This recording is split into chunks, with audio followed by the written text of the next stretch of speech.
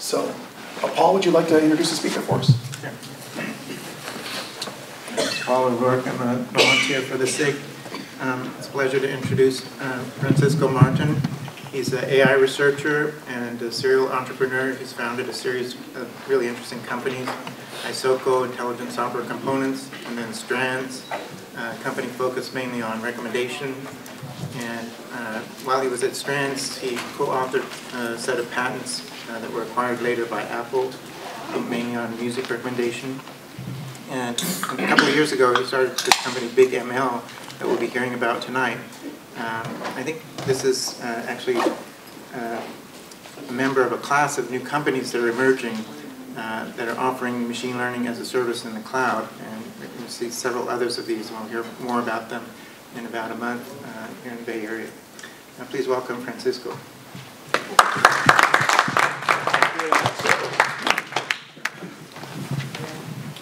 Thank you. It's great to be here. Thank you, Paul, for the invite, and thank you everybody for coming. And as you see, very soon my accent is very strong. So there is no machine learning application yet that can translate my accent. So if you have any question or you don't understand a word or anything, just let me know and stop me right there, and I'll be able to probably translate, or we find someone in the audience that do that for me. I was also thinking of making the talk in Catalan, and I know that there was at least one person that will be voting in that direction, but anyway.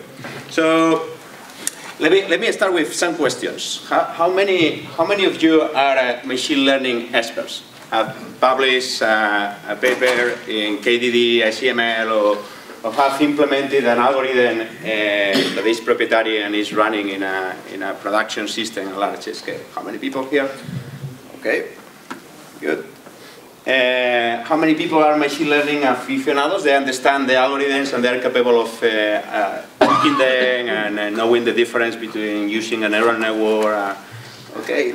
How many people are practitioners? They're very familiar with Weka, R, and they are capable of using these packages to implement. Okay. How many people are newbies? They're taking the Coursera class in machine learning. Yes, a few too. Okay. How many people still think that machine learning is science fiction? I think it's science fiction to still be an aficionado. Okay. So why make machine learning easy? So I think I'm going to tell you why I'm doing this. So in early 2010, the Economist was publishing a special report on data everywhere, and I was traveling to Europe, and I was reading this article where it was talking about the huge amount of data that was out there, and about certain companies like Google or Facebook that they were using every single piece of data to improve their operations. And I was traveling to visit a bank in Europe that I have sold a recommender system for several millions of dollars. And we were just doing the delivery, and then the business guy that was about to run that recommender system was telling me, I don't like your recommender system. I was telling why, because he was telling because it doesn't use neural networks. I was telling what? Have you tried the system? Have you seen if the recommendations are good or bad? And he was completely against using our system because we weren't using neural networks. Why? Well, because when I was doing my master, I heard that neural networks were very good. That was the only reason, and they throw away millions of dollars in the recommender system just because they are a guy that didn't like the. And then you can see that in many companies still is what is called the hypo decision making. The highest paid person opinion is what led the decisions in many companies. They are not absolutely no data driven. So a month later, I was visiting the same bank, and they were asking me if I could help them to innovate in the risk analysis department. This time they have like 4,000 people working in risk analysis, and they were claiming that they were the best guys in the world doing risk analysis. There was a customer willing to have a new mortgage. They were very good at deciding if these customers should have that mortgage or not. And I was inquiring about the system that they were using, and I was telling, are you familiar with Hadoop? Have you ever used machine learning? No, there was a professor that came like 3 or 4 years ago. They gave us a seminar. That is everything that they knew about analyzing data. They were just sampling the data warehouse once a month, taking 3,000 cases out of millions and millions of customers, and they were bringing that to Access and just using some models that they were created in Excel 10 years ago. That was the way they were using to decide if people was capable of not paying their credit. So I thought that there was a very, very good opportunity to really democratize machine learning, bringing what certain companies can do nowadays, because they have the best machine learning researchers and they have the very, very good machine learning engineers, bringing that to many other companies. Not because I like banks, but because I think that there are many, many other companies there that can afford to have these machine learning researchers. So, as you know, machine learning is the key component for making data-driven decisions, to develop smart applications, and also to build predictive analytics. There's a bunch of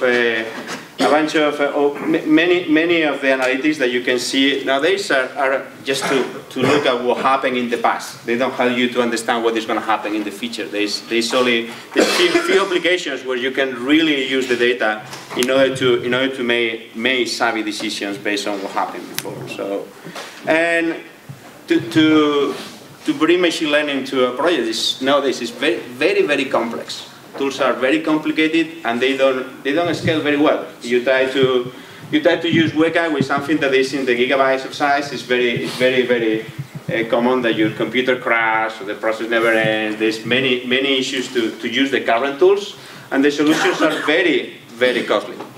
And you tend to find an expert that knows a lot about the algorithm part of machine learning, and the industry part of the domain knowledge of an application is very, very complex to find these kind of guys. There's only a few people that really have been in both worlds at the same time. So, why make machine learning easy? The learning curve is very, very steep to go into machine learning. As soon as you start learning for a few months, there's a jargon, very, very specialized, and you need to get some math background in order to understand the algorithms, so trying to change them it's a little bit complex. And additionally, most of the machine learning algorithms that were invented over the last 10 years, they were created for data sets that were fitting in memory. They were very, very small. So there are many of these techniques, they don't scale very well. So that is another complexity. You want to analyze a chunk of data that is over 64 gigabytes or 120 gigabytes. It's very, very difficult to do that. You can try these kind of things with MapReduce, with Hadoop, all these kind of new things, but again, it's very, very complex to do iterative algorithms on top of Hadoop. And there are many people that are trying to do that, but again, the complexity is increasing. So we decided to almost 2 years and a half ago to create a cloud-based service that was making machine learning very simple. And I think that we have been working hard in that direction, and I don't think that we can claim that we made machine learning simple yet, but I think it's simpler with BigML. Nowadays, there are more people that they're using the service and they are implementing applications and they are capable of creating a machine learning backend in a matter of a week in a very, very easy way. It's something that probably a few years ago was impossible. So today, I'm going to give you a full demo of BigML, 10-15 minutes, and I'm going to show you everything that you can do from the web interface. I'm going to also show you how to play a little bit with the API. And then I'm going to describe what are the challenges that we are facing right now. And I think there's some very, very, very diverse ideas about what I think that is important to make machine learning simple, successful in the future. And then all the time that you want for questions. All right, so how BigML works? Very easy. You need to set up a data source, and this is the raw data. and there's a number of ways where you can get the data into BigML. I can mention a few later. When we have the raw data, what we do is we transfer the data in what we call a data set. That is a structured version of the raw data. We compute a number of statistics, and based on that data set, we're capable of building a model that has some predictive power that you can use to create predictions. All right?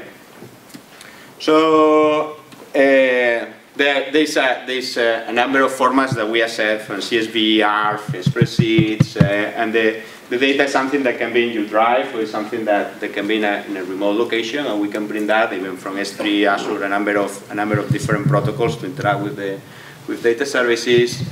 And what we do with the data sets, we implemented the way we transfer big data into small data is using string algorithms. We don't use MapReduce or Hadoop or anything like that at all.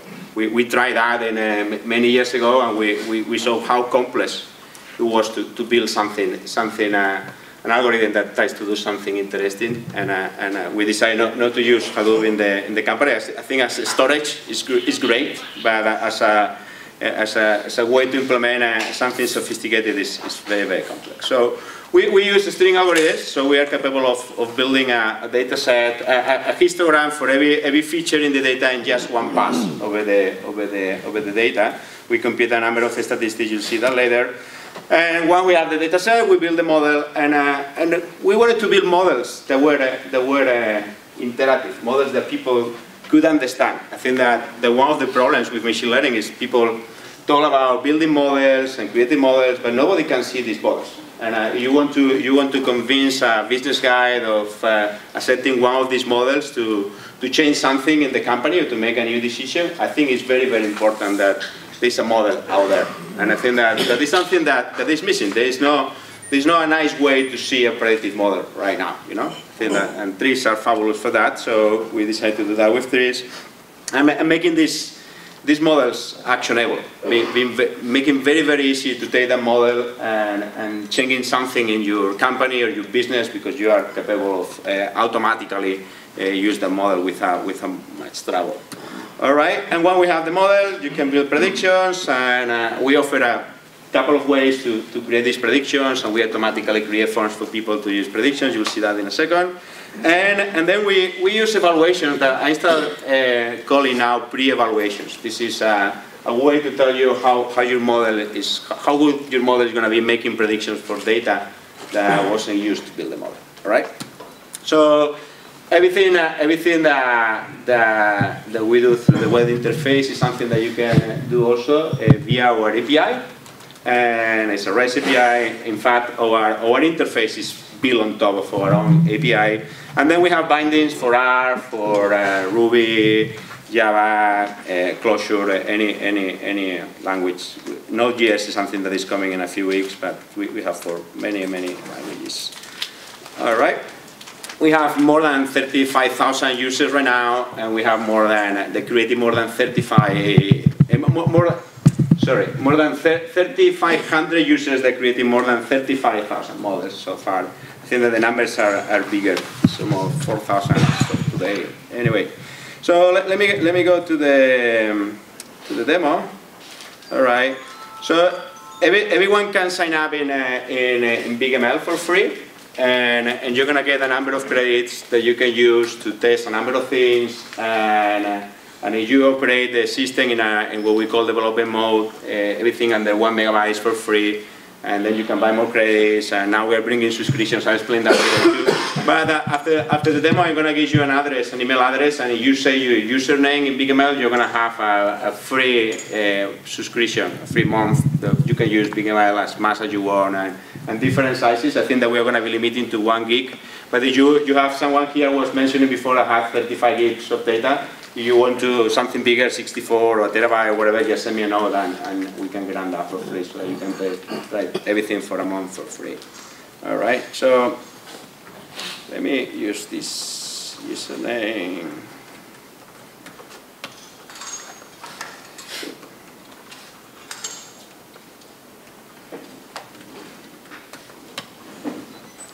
All right, So when you get into BigML, what you have is a dashboard where you can see all your sources, or your data sets, or your models and samples, predictions, evaluations. It's a nice way to get everything under the same structure.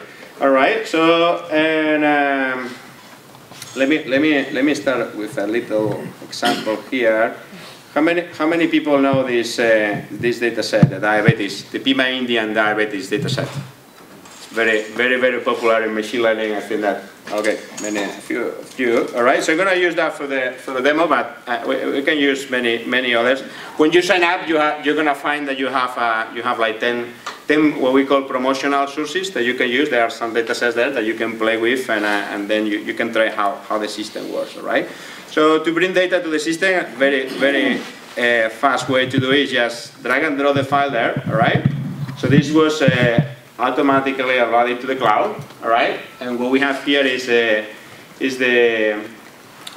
automatically we are capable of identifying if a feature is numeric or something is categorical, all right? There's all kind of configuration parameters that you can set up here if it's coming a different language, a separator, if the data comes with a header or not, if there are missing tokens, you can set up that, all right? But usually, everything that comes in a tabular format is we parse that very well, and we are capable of identifying there are sometimes that certain things fail, but I think that we are doing a decent job of that. All right. So when you have the source, you can create a data set. All right. You can also there's a configuration here. You don't want to analyze everything at the beginning, just a sampling or something. You can do that, but let me create a data set in just one click. All right. That was very fast. This is a relatively small data set. All right. So we were capable of building this histogram for every of the features in the raw data. All right. And by default, we consider that the last feature in your data is the one that you want to predict. Is the what we call the objective field. All right. But if you want to what field? Objective. Mm-hmm. All right. So if you want to change that, you can come here and you can say, well, I don't want to predict diabetes. I want to predict age. All right. So that is very easy to change there.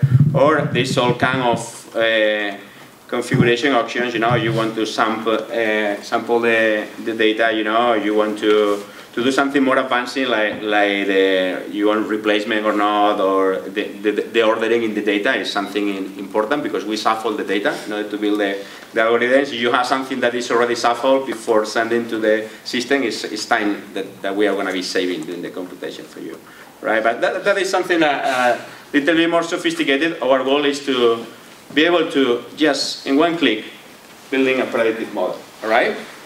So we do this in online fashion. That means that every intermediate version of the model is something that you can already use. If you were analyzing a terabyte of data and you want to use to start making predictions before everything is analyzed, something that you could be doing. And after a couple of iterations, the model is built. And the model is, as I mentioned before, is something that you can navigate, all right? You can interact, you can see. I think that everybody here is familiar with decision trees, more or less. I don't need to explain the details, but I think that we do something very cool where we show you the histograms for the training set that we know, you know, where you can see how the data is flowing. The width of the branches means how many instances are flowing down that branch, you know, until you get to a leaf where you get one of the predictions, and on the right side you can see all the rules that making that segment or that subset of the data. All right. There's something very cool here where you can filter. You can say, well, I only want to see the tree that is where the leaves are supporting between 5 and 10% of the data. All right. So you can filter that way, or you can say, well, show me the things that with a very high confidence. All right. So I can go here and I can see that when I get to one of the lists, the confidence is going to be always above 50%, all right? Even I can go higher, all right, 75%. So now you see like the rules that are where we have very high confidence that something is going to happen, right? So, or I can go and I can say, well, show me only the part of the tree that are classifying things with people having diabetes or people not having diabetes, right? So there's all this kind of filtering here, all right, that can help you to understand better what are the relationships in the data. So I think that these kind of things are very, very powerful to look at the past, you know, to see what happened in the data. It's a very good explanation of what you have in the data. And we are seeing that many people, many marketing folks, they start seeing the data in this way and they love it. They spend hours analyzing why certain things are happening this way.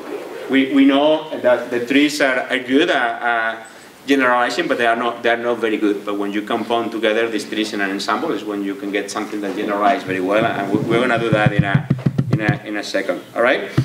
So something that more about the model, something that we invented a few weeks ago is or at least we released to production a few weeks ago, is what we call sunburst trees. And this is a visualization that is not new, but using this visualization for showing the different parameters of a decision tree is completely new. And only at a glance you can see where are the parts of the tree with high confidence or with low confidence. You know. What do you call that view? Sunburst. Sunburst. Sunburst. Yeah. All right. And you can color. This is representing the whole tree. All right. If I go to the other view, you see that at some point in time we are pruning the tree because otherwise it will be very, very complex to see the tree in the screen. All right. So we are limiting the scenes that you. And I don't know, you have ever tried to print one of these trees that Weka creates, you know, with thousands of nodes, you know, and it takes a few sheets of paper to put all together, you know. So this is, we were limiting that here, the size and the way you can interact. And here we decided to show the whole tree just in a very, very small picture, all right? And you can color also by prediction. So you can see what are the parts of the tree that are predicting that someone has diabetes and what are the part of the tree that someone doesn't have diabetes. So you can inspect what are the rules in a very, very easy way, all right? Or you can color by feature, you know, by the split that every node in the tree is doing, and then you have something more colorful, but probably that doesn't give you that much information, all right? So they give the same view of the data, the tree versus the sunburst. Is there a way to like you do with the tree, you can look at a portion of the tree? Can you do that same with the sunburst? Not yet. But we think that what we're seeing now is that people are happy seeing everything. You know, it's very quick to go to. You need to get a very, very huge tree, you know, in order to need that filtering. And I think that we're using here the radiance in order to compute how it's like what is the support in the original trees. Here we're using the radiance to create the two childs that the root node has, you know. So I think it's a very, very, very like simple invention, very nice way to visualize trees, and nobody thought of this before, you know, in many years. And I think that there are people that start liking this way to see the data, all right. And I can why we invented this a little bit later. It's in the challenge. Okay, so what else can we do with the trees? All right, so once I have a tree, I have a model, I can transfer that into rules. And this is something. This is a request from a guy that has been working in analytics for a while, and he was telling us, look, those models that you have are very cool, very interactive.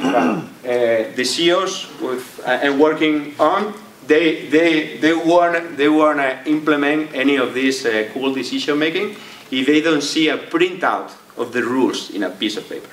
So I need a way to put that into rules so that this guy reads this, and it's amazing. But the work still works that way, you know. So but we export things to PMML, that is the standard in the industry for predictive modeling. PMML is very, very heavyweight, so we created our own version that is called JSON PML, and it's something that our trees, when we are sending our trees to the interface, we are using JSON PML. Our API returns JSON PML. It's a lightweight version of PML. PMML. All right, we can also generate Python automatically. So this is when you start learning machine learning, many people tell you, well, you can program a computer just instruction by instruction, but you can just give the data to the computer, and the computer is going to be learning a model. So this is a very nice, very instructive way to see. Well, I give some data to the computer, and now the computer has a piece of code that implements the model. You know. So Ruby, a number of languages, CSARs, and we give you also a nice summary where you can see the distributions for the data, the distributions that the model generates, the importance for every field in the model, a number of things. Even if you want to have now a Hadoop ready version, if you want to make a classification for millions of data points once you have the model, so we create a version of a little Python script or Ruby or Java that you can run in your Hadoop cluster, and now you can just classify millions of data points very easily. All right. So that is regarding the model, and now we can also use the model to automatically generate a form where you can input some things here, and now you can generate a specific prediction. All right. Here, in this case, it's false, and the confidence is 34%. All right. So these predictions can be also generated question by question. All right. So you don't want to. You have something that have many fields, and you want to fill out all the data at the same time. You know, you can just go question by question, age, BMI, diabetes pedigree, and level of insulin, and finally I have a new prediction. All right, I can save, and that goes to my list of predictions. All right, what else we can do here? Let me show you a few ways where we can bring data to the system, and we have when you go into your account, there's a number of marketplaces that you can bring to the service. In this case, I'm going to show you an integration with Azure Marketplace. All right, where I can come here and I'm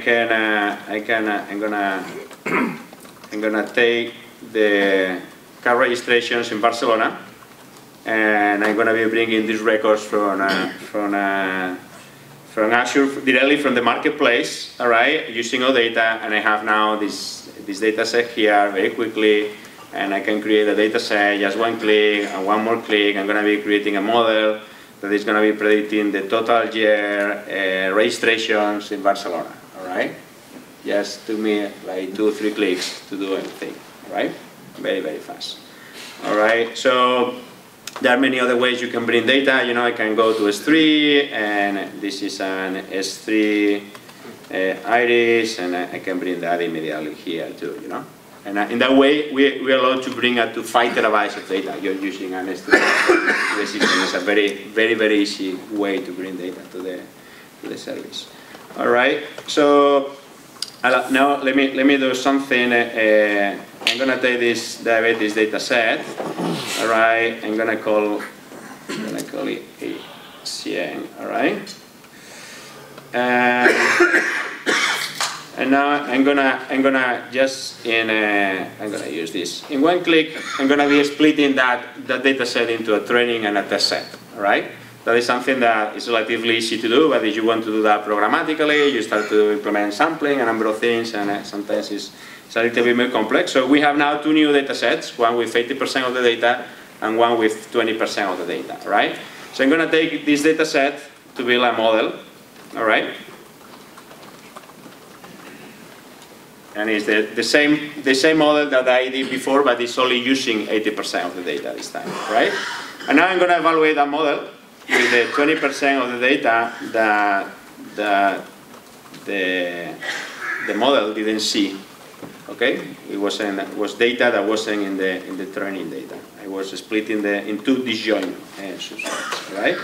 So just one click, I'm going to create this evaluation. All right, I have a number of performance measures here: the accuracy, the precision, recall, and I can even see this how this behaves by class. You know, I can compare now by class, and I can compare with a model that that will be making decisions just based on the mode, or with a model that will be making decisions based on a random decision, right? So I go back to the data sets. I'm going to take the same 80%, and now this time I'm going to be creating an ensemble, right? Just one click, and this time it's going to be creating 10 models at the same time, all right? And here we are just using bagging. We are just taking 100% of the data, of the 80% of the data, we are taking that full 80%, and we are using a replacement to build every single model here. And you see the distributions are very similar, you know, but there are some little changes, you know, that made that the model are different. All right. So now I'm going to be evaluating this model with the 20% before, and hopefully the accuracy will be much better than just using a single example, right? This case is 74%, right? If I want to make sure that accuracy was good, I'm going to be comparing now with the other evaluation. This is the model versus the ensemble. So I improve in like six points in absolute terms in the accuracy, just using a little trick, a statistical trick of building this ensemble, all right? Just one more click, all right, and I have the ensemble. So what else I can show you here in the, well, when you have an ensemble, I can go and I can generate predictions very easily too. The same way that I will generate a prediction for a single model, but here I can see how the different models are voting together, you know? And I can go and expect, well, why this guy is predicting false. There is something specific, you know, in that particular model. If you want to expect that, you can go and expect. Sometimes when you start playing with ensembles and random forests, they start becoming very black box oriented, and you cannot expect what is behind. Is a little bit more difficult. We're still thinking that we can invent a nicer way to visualize ensembles. So we're working hard in that direction, so that by a mix of some bars with another idea, we will be able to visualize how an ensemble makes predictions in a very nice way. This is still a little bit complex. Okay, so what else you can do with the application? Just to finish, let me show you one more thing. I can take this model now, and I can say, well, this is a super cool model. All right, and now I can decide if I want to make this model public, so other people can come and can use my model to make predictions. This is what we call a black box. So that people will be able to use the model. If I have a very nice piece of data and I want other people to use that data to make predictions, but without seeing the data, without accessing to the model, I can use this version, all right? And I can charge for it if I want, you know, how many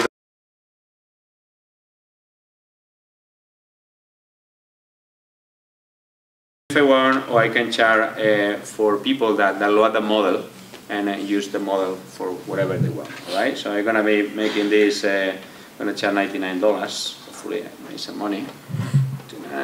And I go to the gallery, and now I have in the public gallery, there's going to be this model. It's going to be there, you know, and other people can come and buy my model, and I'm going to be making some money that happen. All right.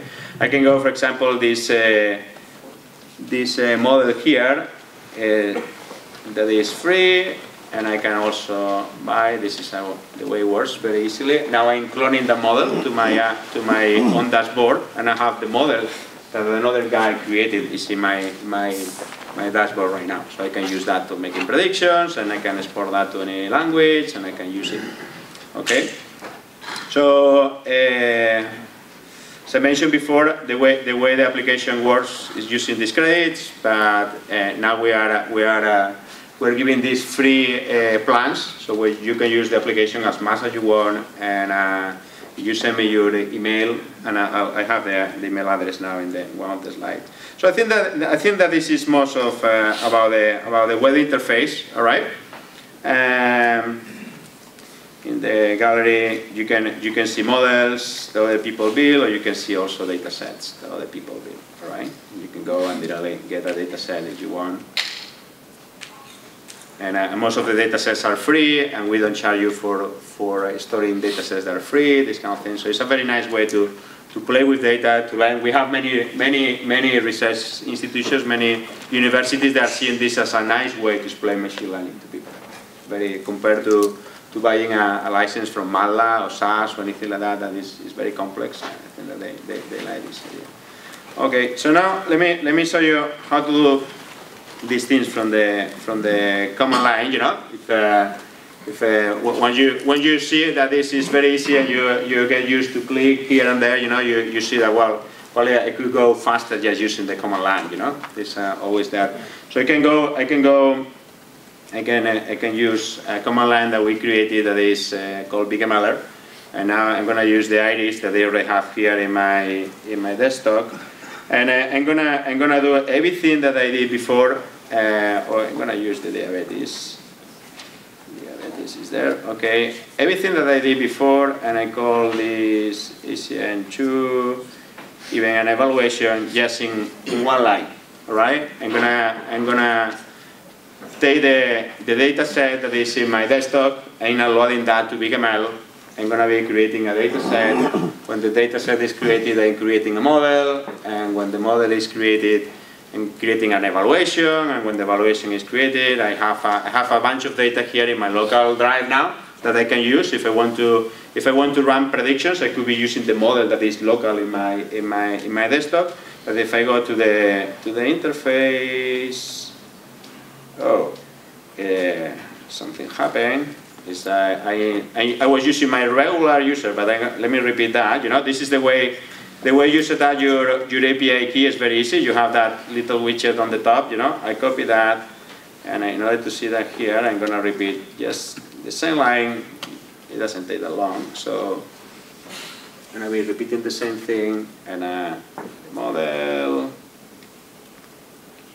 Before everything was created in my other account, my regular account. Okay, so if I go here, I have now ECN2. I have the data set 2. I can go to the model, and I can also see the evaluation here. All right, everything in just one line. So that is very easy. You want to play. You want a small data set that you want to figure out something about it. It's a very easy way to do that. And now let me show you how to do these things from Python. I can from BigML, I will import BigML, and now just doing this, I have direct access to the API. It's very simple. I'm gonna create a source now, and now I'm gonna be creating a source. Let me use this time iris. And now I'm going to create the source is here. What we have is like a JSON object that represents the source, you know. And now I can take the source. I'm going to create a data set.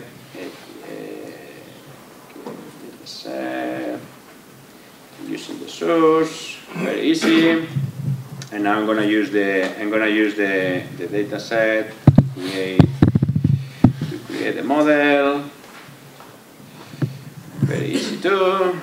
I have here the model, and now I can create a prediction. The model, and now I'm going to give some data. Okay, sepal length, let's say 3, and I have a prediction, and I have a nice pretty print here for the prediction, and I can see that the species is Iris virginica for that input. Very easy. You know, this is just a simple example, but can give you an idea how easy it is to bring everything to the command line, or everything to a cell like the Python interpreter, and everything is here. You know, this Iris is now here. I have my model here, so it's a very nice way to use both worlds, you know, the command line, your desktop, and keeping everything in the cloud. All right. So let me go back now to the presentation. Do it here. So you send an email to acm@bigml.com with your username. We'll be giving you, probably someone in the office is connected now, you will be receiving the subscription immediately. You want to play now, or probably in the next few days you can do that too. Okay. All right, so I think that what we built so far, there's many decisions behind the scenes, many things that we need to make, and sometimes hard decisions in order to build a system that was simple. And I think that something that was very helpful to make those drastic decisions is that we were building the company with almost no resources.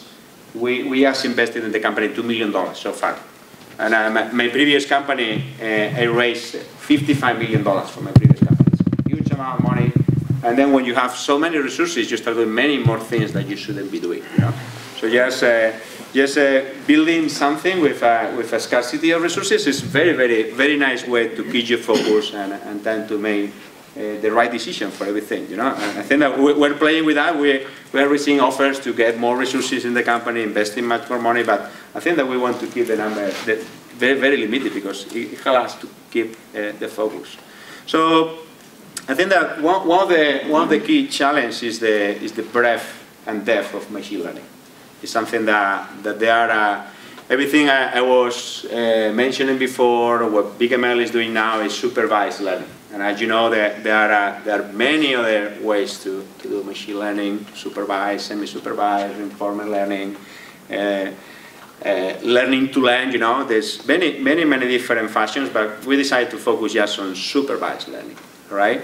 So then there's many ways in which you can implement a supervised or solve a supervised learning problem. And this is one of the questions that we have been receiving very often.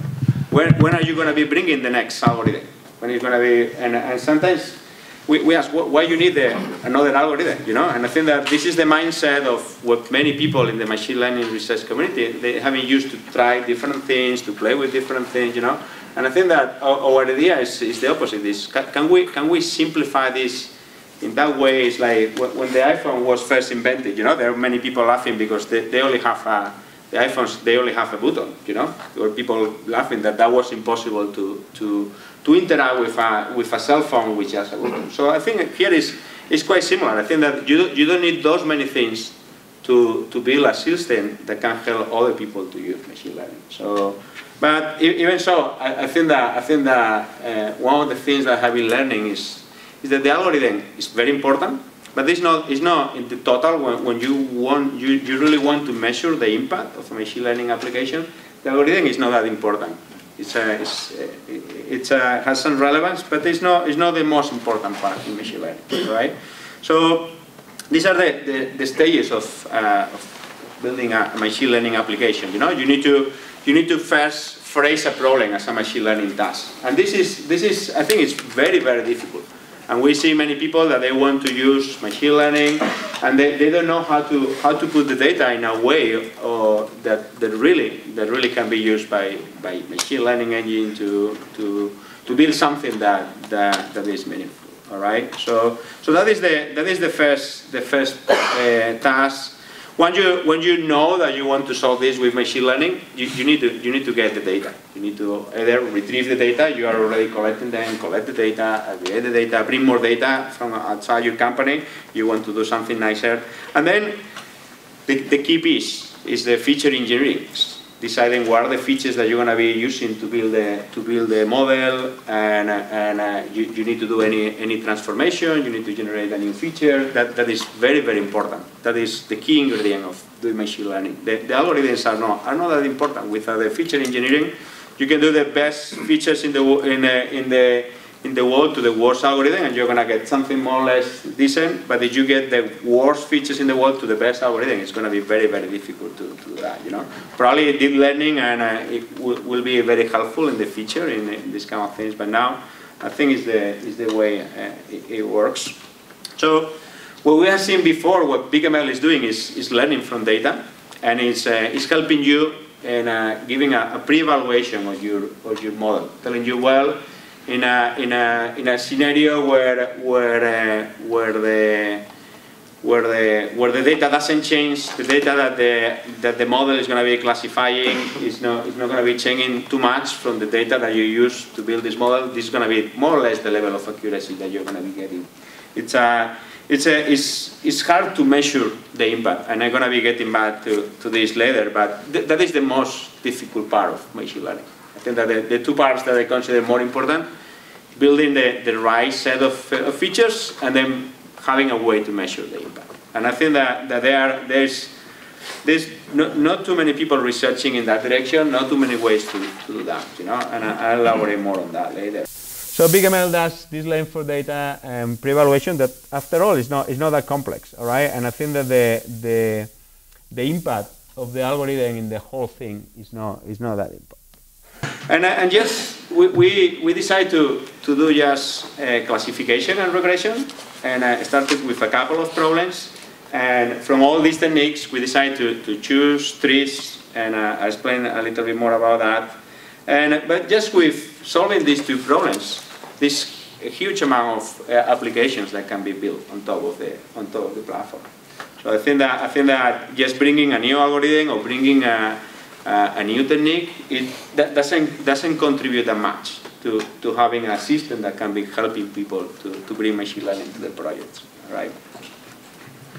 So, and I think that we are seeing that there are other platforms like Google Prediction API that they have a bunch of models or different techniques that they run in the same data set, and they tend to choose what is the best model for your particular data set. And we were running a throwdown early in the year. Well, we did the first version last summer, where we were comparing our single models against Google Prediction API, and we were tying in the number of in the accuracy of the models. We take like 11 data sets from UCI, and we do all these kind of scientific comparisons of both services, and we were more or less giving the same results. But as soon as we started using ensembles with our trees, we were beating Google. We were doing a much better job than Google using all this model selection for a particular data set. So, I mean, after all, it's important to choose one of these techniques or an approach that works quite well and adapt to a number of cases. But it's not important to have so many different ways, you know, as Weka has or Key9 or all these tools where finally the user has this paradox of choice, you know, where the algorithm that I should be using, you know, there are many different things. Or you need to read the books, you need to understand very well before clicking what is the algorithm that you want to choose, right? So, and the reasons why we chose trees, there are many. They are very highly scalable, easy to understand by people. But I think it's the trade-off between understanding the past, helping people to see that the model really explains the data, and predicting the future is very good. It's what I was telling before. You know, a single model helps you understand the past, and it's something that you can compound together with other models to predict the future in a very accurate way. If you follow the Kaggle competitions, you know that most of the winners in many of the contests are always random decision forests, are ensembles of trees that are put in together. So they do quite well.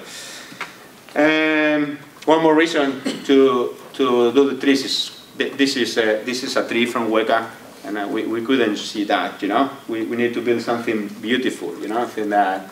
And this is another company that is doing machine learning, also very nice company, but their trees are also ugly. So we couldn't see that, and we need to make our trees very beautiful and inventing more things around trees like sandbars.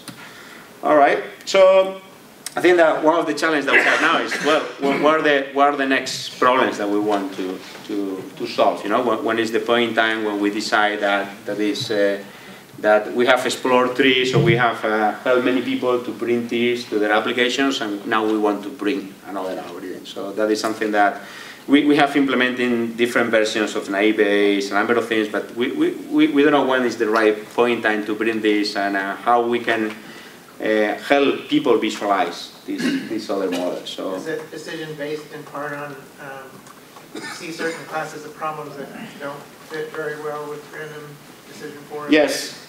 Like market basket analysis is something that we have in mind, you know, that can help also many people, and But we're working with how we can visualize that, how we can help people understand it. Is recommendation another example? People don't have for that. You can build. There are people now building recommender systems or classifiers. They are smart about. They don't build the whole matrix. They select a number of users. They select a number of products, and they use just the cartridge that we do to make this recommender. And they work pretty well.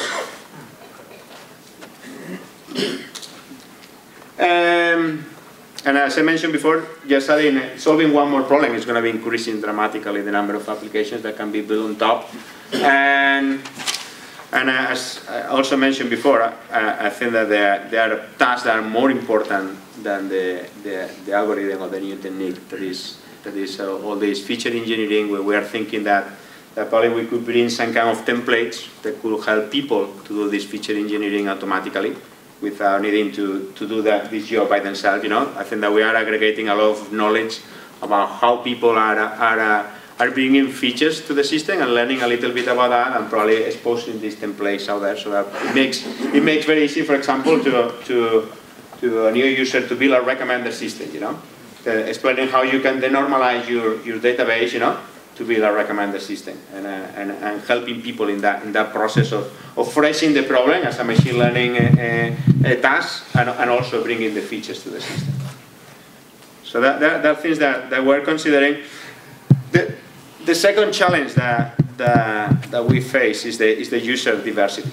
We have people that are expert using the system because they want to quickly compare what we are doing with the things that they are using right now. We have people that we are part of the toolbox, you know. They use BigML or Weka, and they also have R or whatever, you know. This can complement what they are doing, but that gives us, when we want to bring a new feature, we need to decide if we want to bring something for the experts, or we want to do something that makes lives easier for the people that are starting with machine learning, you know. And then we brought evaluations because there were many people that were asking, I need evaluations, otherwise I'm not going to be using your service, you know, and we need to put evaluations in there. But probably the way we want to bring evaluations to the service is completely different, you know. It's like a red dot or a green dot that tells you that model is something, when you press one click, you know, it's something that is ready to be used or not, you know. Is the data good enough to build a model? Is something that you can trust or not? So that trade-off between serving the experts versus serving the people that are starting, you know, is something that is very, very challenging. But we try. I think that one of the metrics that we use is trying to do things always that help people in the time to productivity. Just trying to do things that if you want to get a model in production, if that can help people to make that happen, so we prioritize that first, all right? And this is also something very, very curious. There are people believe that the data is bigger than really is. People that talk about terabytes or petabytes, and once they structure the data, when they phrase the problem as a machine learning task and they start analyzing the data, it turns out that it's not that big. So we're seeing many companies that tell us, well, I have terabytes of data. How am I going to be sending you these terabytes of data? And when they start playing with it, they see that the data is all in the gigabytes, or it's even in the megabytes for certain problems. And it's not that big. I think in the feature, and if you want to analyze something really, really huge, there are companies that have that size, but most companies that don't have that huge amount of data yet. And so we prioritize the number of jobs. I think that when we prepare the infrastructure to run everything, we make sure that we are capable of running multiple small jobs at the same time, and I'll elaborate more about that later. But rather than preparing the infrastructure to running huge jobs, you know, just one or two a month, you know, we prepare to everything that I was doing before. It was against our production system. Everything was happening almost in real time, you know. And probably in that process, there were other users using the platform, and we were auto-scaling and down-scaling our platform, and nobody saw that, you know. But we were doing many complex things behind the scenes to make that happen.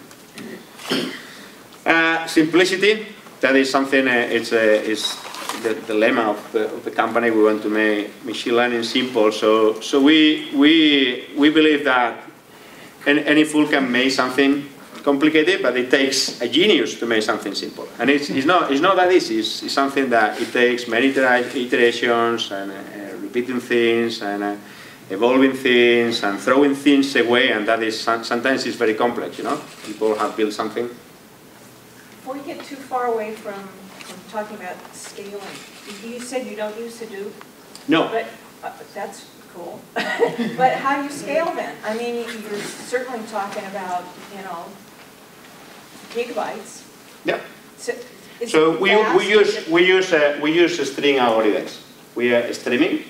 We're streaming the data through the processor, and we don't need to distribute the data to multiple nodes to make the comparison. So that's for the scoring or for the training? That is for the training.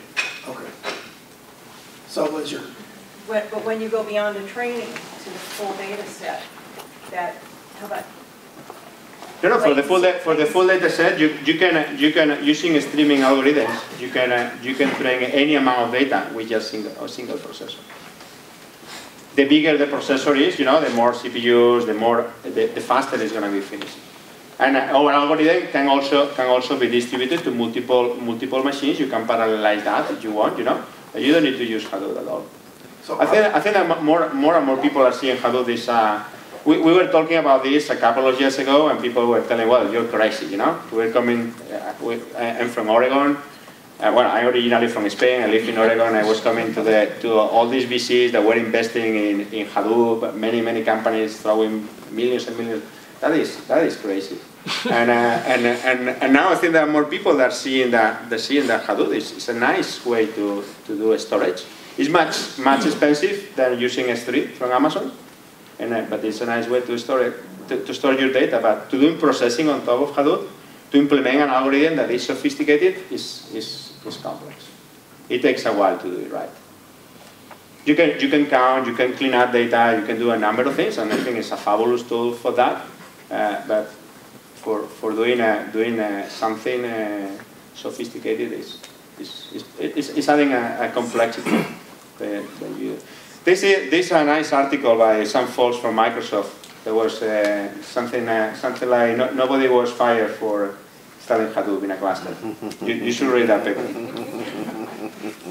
So how do you scale it up? I mean, if you're streaming the data in, I mean, how do you? So we have a queue. We use rather than queue, we have a queue of jobs, you know, and then we know exactly how many nodes we have in the architecture that they're doing tasks. I can jump to that here.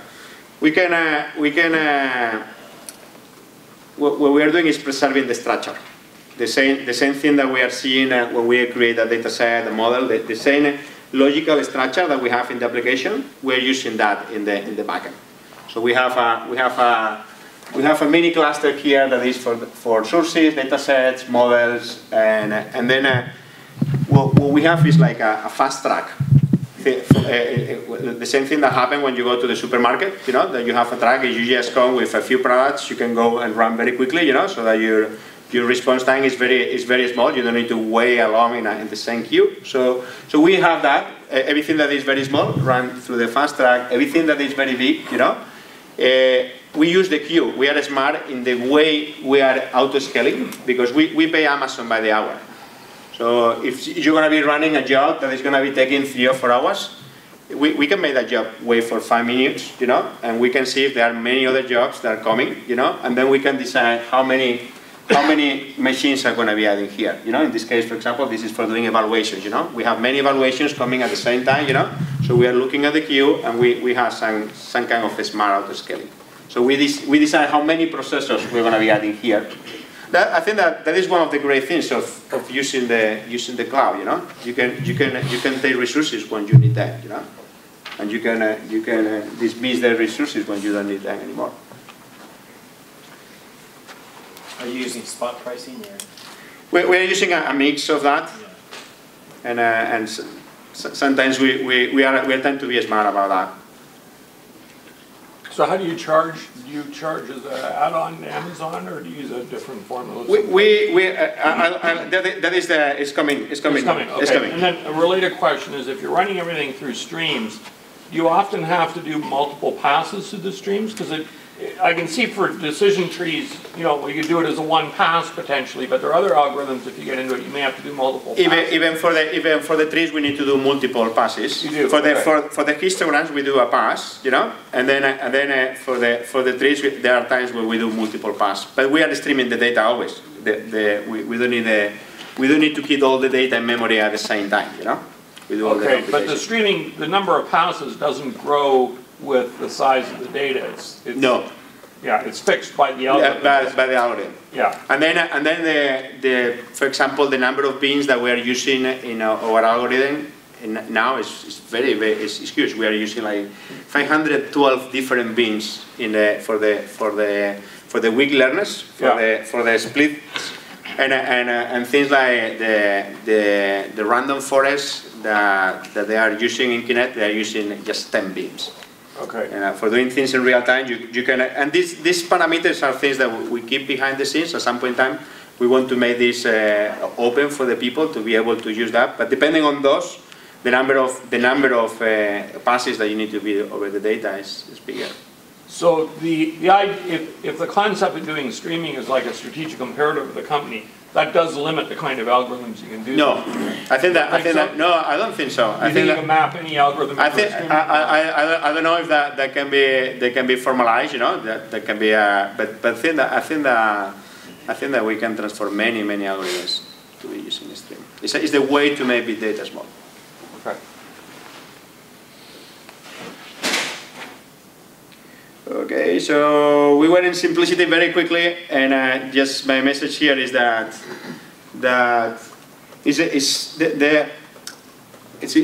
making something simple goes beyond just making an easy-to-use interface. It's making the installation very simple, configuration very simple, how you train very simple, the models that you create very simple. It means that the whole thing needs to be very simple. As soon as you have something that is very complex or a little bit more complex, the whole thing is going to be, it's like the weakest link, you know? The little more complexity in the service, something that people don't understand, and we want to make things simpler and simpler over time. I think that is one of the challenges, all right? In terms of scalability, very quickly, when you use R, K9 or Weka, you know, you can always use cluster, a number of things. They have all kind of connectors to do that, you know. But usually you're running just one job from one user, you know. And even if the problem of many of these algorithms, you tend to train a G40A in Weka for a 5 gigabytes data set is probably going to be crashing your machine, you know. So solving that is complex, you know. Creating an algorithm that for a particular data set of a specific user scale very well is complex, you know. Tend to do the same thing. Tend to run a number of jobs for the same customer, you know.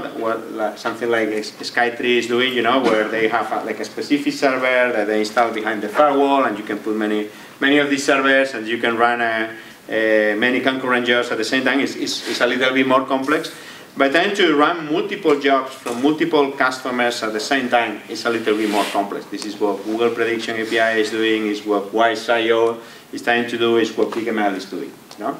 I think that we have that challenge. We need to have that infrastructure behind the scenes, you know, that grows and it rings depending on the number of jobs that are concurrently in the system. You know, it's not that easy.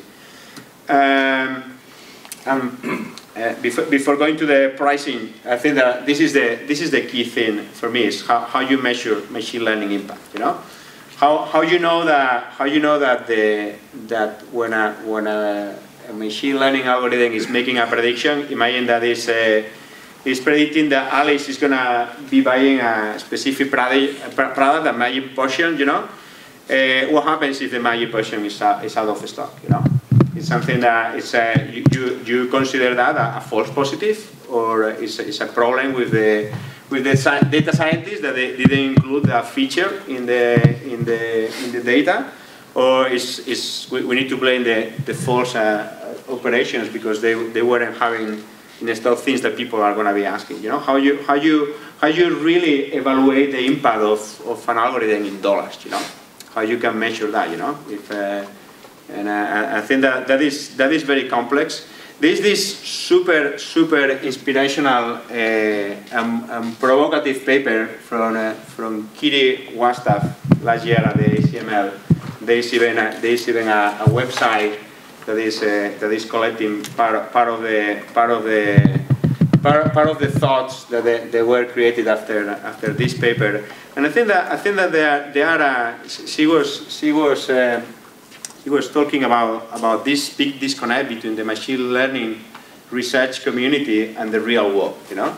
And the researchers, they have been creating or improving these algorithms with static data sets for many years without caring about what is the impact of these algorithms in the real world, you know. And I think that I'm taking a few of these ideas, you know. I think for building this stage of a machine learning application, I think that the most important thing is measuring the impact, and it's one of the challenges that we have, you know, how we can tell to one of our customers that really this algorithm is helping them to make this. We know that they are saving tons of money because we are cheaper, because we are faster, because the time to productivity is smaller. There's a number of things, you know. How we can tell them that they are making this much money? And if we know that as a business, that is great because we can charge more for our service, you know. We don't need to, but we are in some sense we are commoditizing machine learning, making it very cheap. So about pricing, so when you sign up, your development mode allows you to do everything under 1 megabyte for free, and you have a number of credits that we grant you for free too. I think it's 10 megabytes or 20 megabytes that then you can use to create your data sets, model, predictions, evaluations, these things, all right? And you can buy more credits, you know, and you can select how much you want for data sets, for models, or for predictions, all right? And depending if you buy based on megabytes or gigabytes or terabytes, the price per credit is going to be different, all right? And then what we were seeing is that many people were buying credits, and then they start becoming like heavy users, you know, trying different models. I want to try this model and selecting this feature, all right? When you create a model, you can unselect features. You can start playing with the application, and then we were penalizing the heavy users, you know, the people that really. And so now we're bringing subscriptions. You pay a monthly fee, and you can use the application as much as you want. You know, you can create unlimited tasks in the application. And the things that we are limiting is the size of the task, you know, and the number of concurrent things that you can do in the system. That's all. And now we know, well, if someone is very heavy user and is taking this plan and is training 4 gigabytes every few minutes, you know, it's going to be at the end of the month that is going to be a terabyte of data that is training. But we know upfront that there are not those many users with so much data, you know. So there will be a few users that cost us money and a few users that make us a lot of money. Are you providing any incentives for word of mouth advertisement? For instance, like Dropbox, if somebody forwards you a new customer, maybe to get some extra space on the account? So thank you for asking that. So once you sign up, all right, if you recommend BigML, you have this special link for you. And if you recommend, you can get a 3-month free subscription, you know, that can allow you to analyze a lot of data, all right? So every 3 friends that you bring to the platform, you get a free month. What do you mean like month? Since you mentioned credits. No, you can use the way it works is when you have a subscription plan, you don't consume your credits, all right? But imagine that you have a plan that is, you have this plan that I'm using here that is to 1 gigabyte, all right? But now, for whatever reason, you have today a data set that is 4 gigabytes, you know? So you can just prepay for that special data set, but your plan is going to be allowing you to run everything under 1 gig for free. Now for free, but once we have the payments in place, you know, it will be we don't know for sure, but probably we're going to be starting like $30 a month, and you can get that to be 1 gigabyte. What's the biggest data set that anybody has done with Big M so far? Huge. bigger than the plans that we are offering. Is there any facility to like import trees? Like, let's say I've done a tree in another software product, but I want to bring it in to see your visualization to get familiar with it. No. What we are doing is the visualization. Both things, the trees and the sandbars, is something that we're gonna be probably making public, so that people can. If you build a model, you're gonna be able to integrate the model in your own application. So would we be able to upload link or do an API call to our own website? Yes. We already have a few examples of that where people are using the sandbars directly in their own applications. And yes, very quickly to finish. So this is what we want to do, just one-click model and being able to eliminate all that complexity, one click, and eliminating all the complexity of distributed systems. And this is how I see things now. This is 2013. There's a bunch of applications, packages that you can use to do machine learning, and I think that we are a little bit easy to use than these other packages out there, all right? But if I zoom out and I try to see the feature, I think that we are still very low. There's a huge space for improvement. And I think that the improvement is not going to be linear. We're not going to be making things easier and easier. There will be a point in time, hopefully before this date, where we come with an innovation. And at the same time, I think that there will be more and more people knowing about machine learning, hundreds of thousands of people taking the Coursera class, these kind of things, There will be a point in time where we'll come with an idea, that make machine learning really simple. And I think that we're working hard to make that happen, but we don't know when it's going to be. Yes? What's your roadmap for like some other kinds of algorithms? Because you said like you have supervised, but there's a good case for unsupervised. So far we don't know. We don't know. There are many people that would like to see here, some kind of manifold learning, and many different things that we could be doing, but we don't know. We don't have a. I think that we want to adapt to what we see now with people using the service, and at some point in time we'll bring probably a nice way to do clustering, a nice way to do semi-supervised learning, but we don't know yet. I think we'll try to bring more things to keep the people happy with their subscriptions, but we don't know yet. Any plans to open source it, or you can run on your private clusters? Say again? Any plans to open source it or do community editions, or you can run it on your private clusters if possible? No, we don't think so. We open source a number of things. Our bindings are open source. Our closure library for sampling, everything that we use behind the scenes to do the sampling is open source too. We have been open sourcing part of the components that are critical to do machine learning, but we don't think that the offering, the way we are, we call Wintermute, that piece. I don't think that we're going to be open source that. So, are there very many more questions? We need to get to the raffle here, but. Okay, I don't see too many more questions, so maybe now is a good time. I have just one question. Oh, okay, sorry. Excuse me. Yeah, so the question is, you showed the ability to purchase someone else's model. Yes. So how is this popular in your application? How many users are using that, purchasing? So we see a few people every day buying other people's models.